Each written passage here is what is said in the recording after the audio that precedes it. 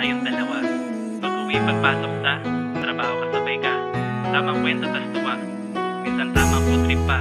Napakasarap mong ipinta, o di kaya gawan ng kanta. Mga hindi mo tulad sa akin na nakakawalang pagod. Haha. Yeah.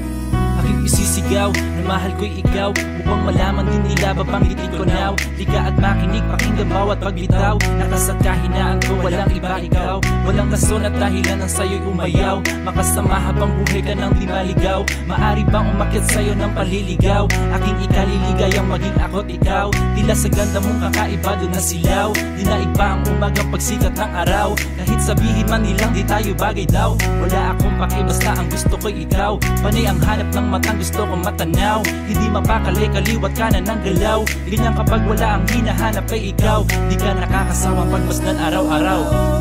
Humawak sa kamay ko, di ka tara dun tayo. Kung saan paniguradong di mamumroblemado.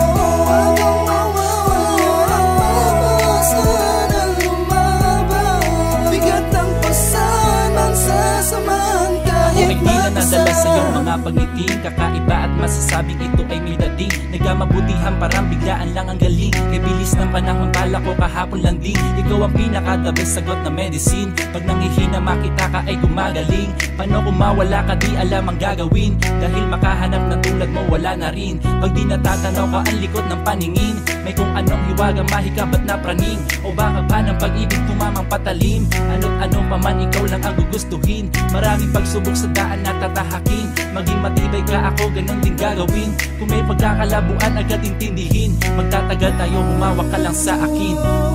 Humawak sa kamay ko, di ka tara dun tayo. Kung saan paniguradong di mamumroblemado.